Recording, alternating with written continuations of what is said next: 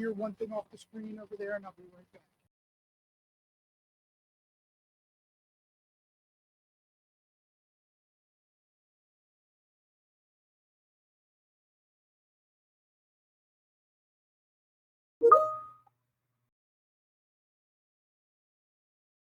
Maybe all.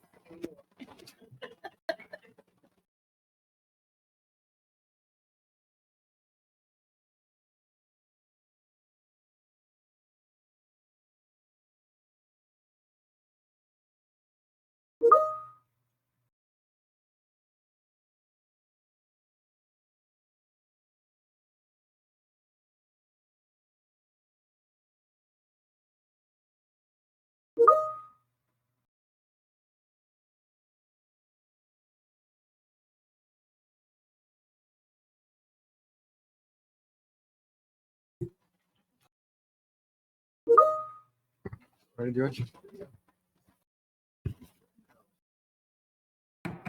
Meeting come to order. We'll have the pledge.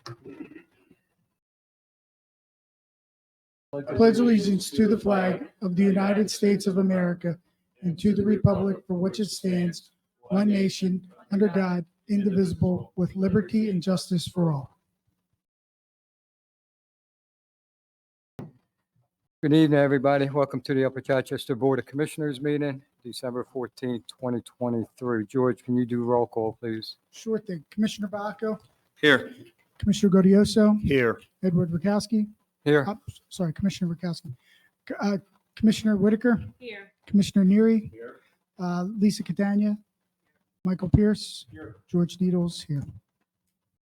Good evening, everybody. Sorry for the delay. We had some technical issues tonight. We're here for a public hearing on today's date at the Upper Chichester Municipal Complex, 8500 Fury Road, Upper Chichester, PA 19014.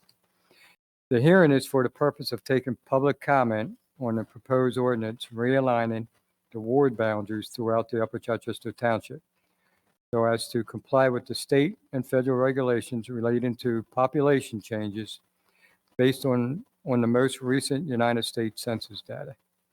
This time, I will turn it over to George to introduce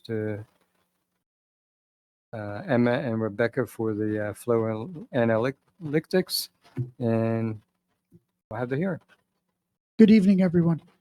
I'd like to note that this hearing was advertised in the Delaware County Daily Times on Saturday, November 25th, 2023, Saturday, December 2nd, 2023, and Thursday, December 7th, 2023. Tonight, we have Emma and Rebecca from Flow Analytics. Flow Analytics is the company that in 2022, that the board awarded a contract to provide services related to preparing maps and an ordinance related to realigning the ward boundaries in Upper Chichester Township. And tonight they will be giving us a presentation on the final proposed ward map. Thank you.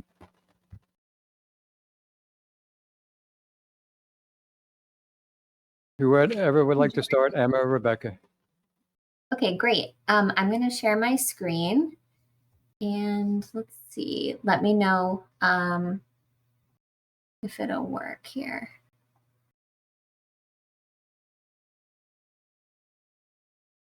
Okay, do you see the presentation? It says reapportionment? Yes. Perfect. Okay, great.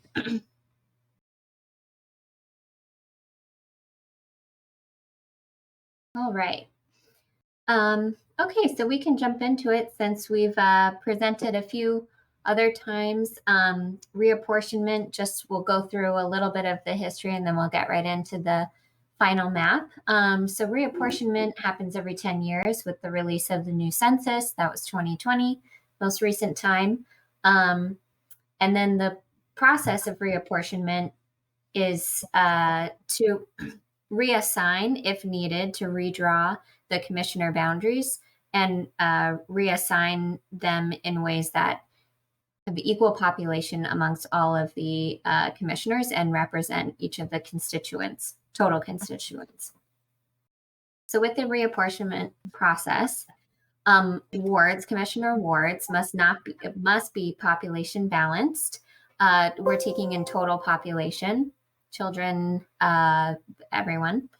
Wards must be contiguous. There can't be any islands. We'll show some maps and some visualizations about that in the next slide.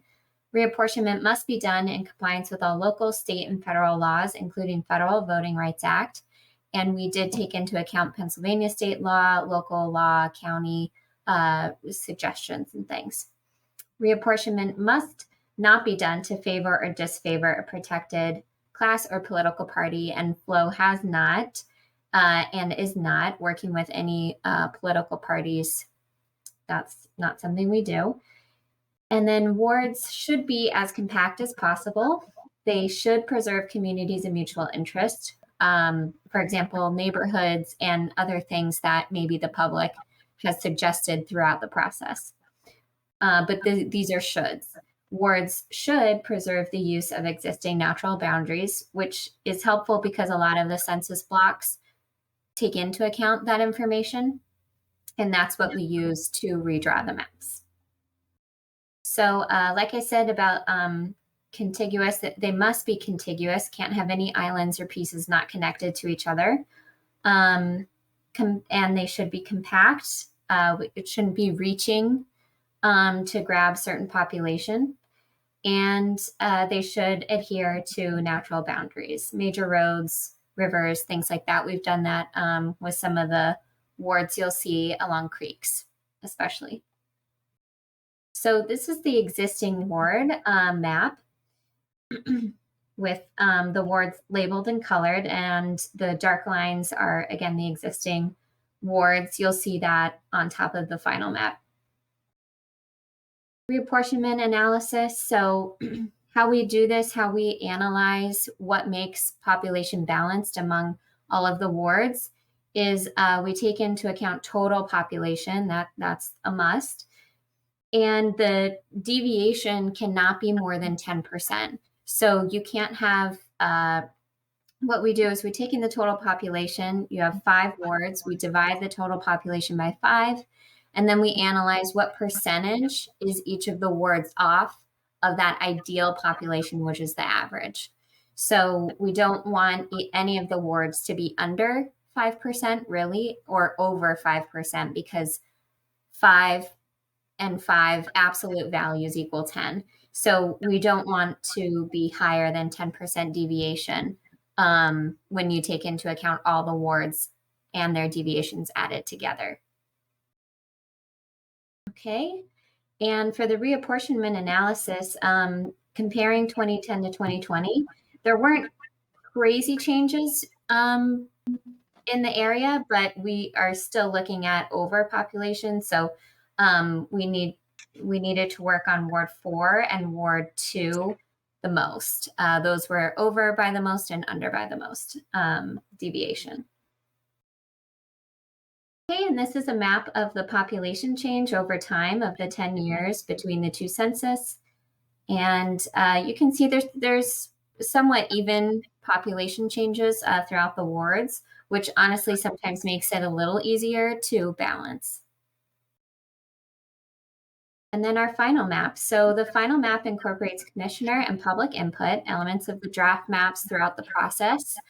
We took into account survey responses and commissioner and leadership responses as well.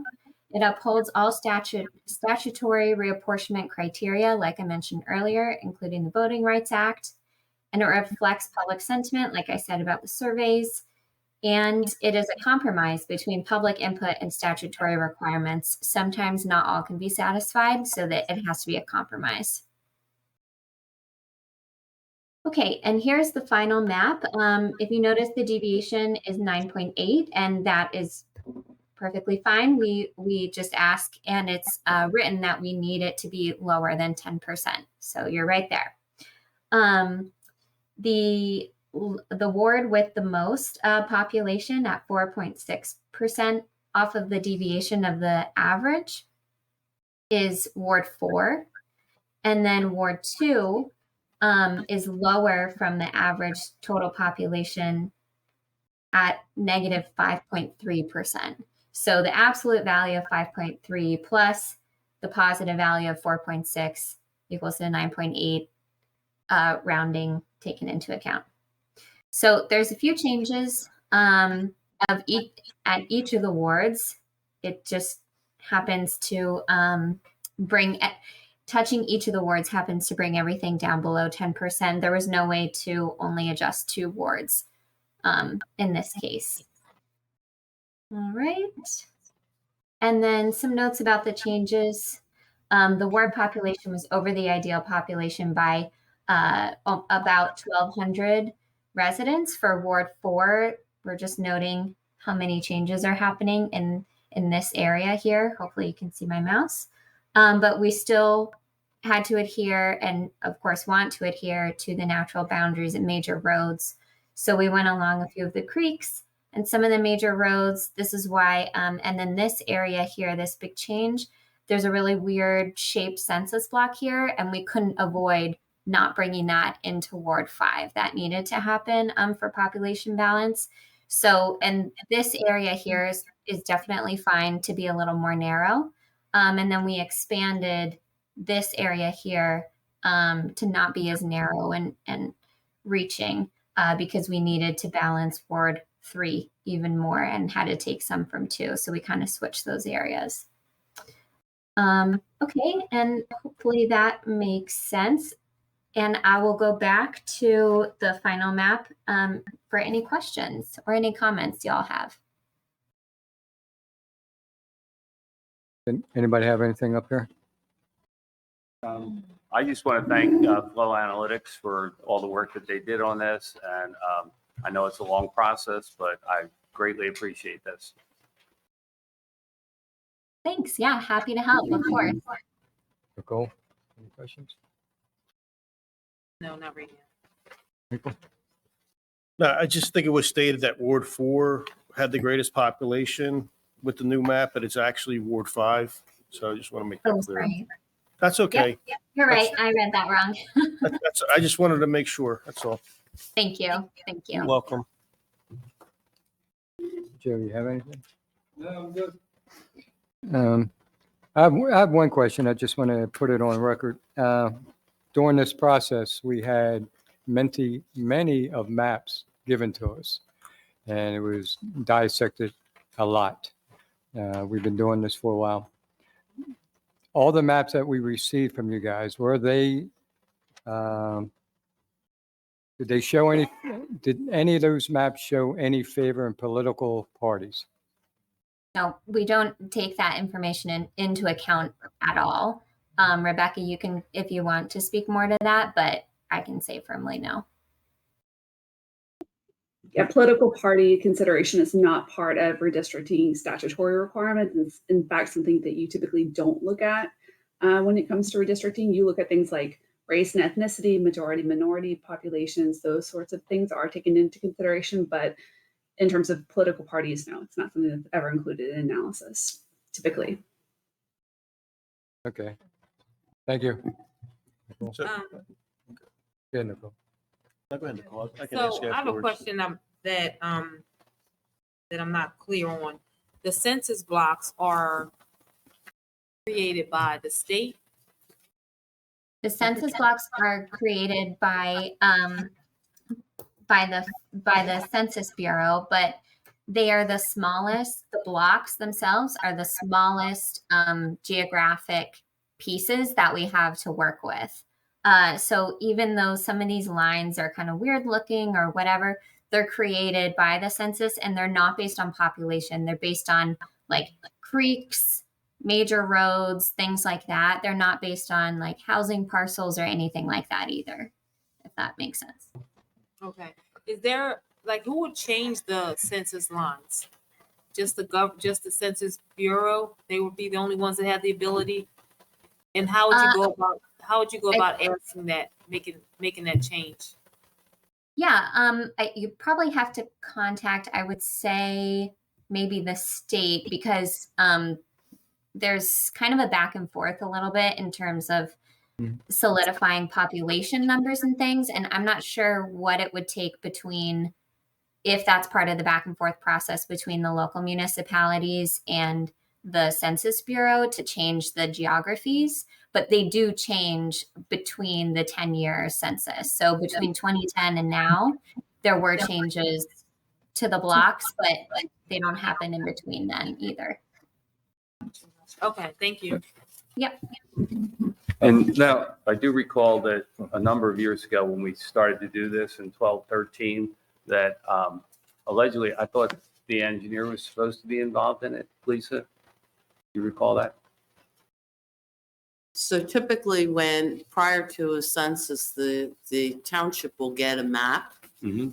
And what we do is we just verify the boundaries. We're not involved with the actual census block boundaries, just the boundaries of the municipality. I think if you're looking for the answer to that question, probably the best source locally would be the Office of Housing Community Development, because they actually work with HUD with all of the community development block grant and mapping that gets done for those grants. Thank you. Mhm. My question is that, like, we have two separate magisterial judges and school board members that are by region. Who's going to let them, how do they find out what's changed, or how does all that work? George, do you have a follow-up process in place or between the municipalities, jurisdictions and the schools? So what we'll do is after the ordinance is passed, I'll work with our solicitor to make sure that all the proper notification goes to the Department of State and the county so that all that can be distributed out.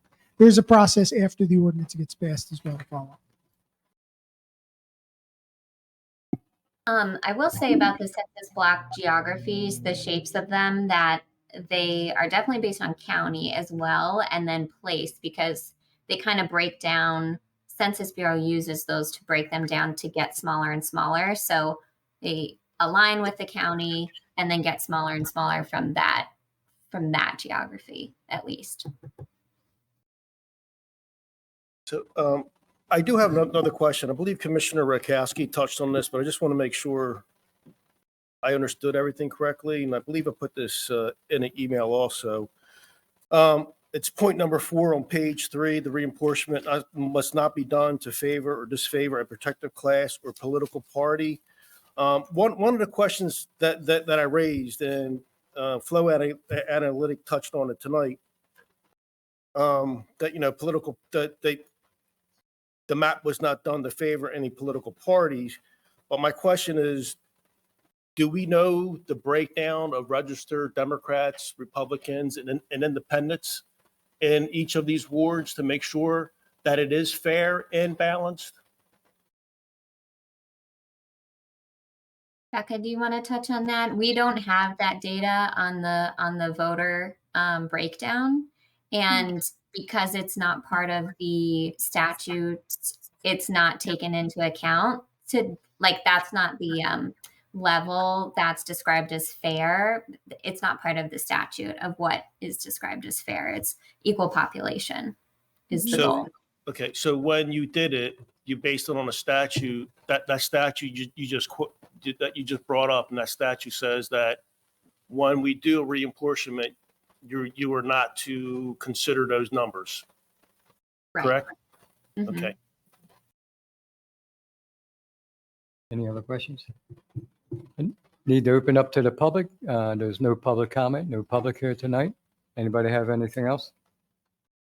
This concludes the hearing. Thank you very much. Let me see, Emma and Rebecca. Sorry about that. Thank you. Thank you very much. Thank you. Have a good night. Merry Christmas. Merry Thank Christmas. you guys as well. Bye.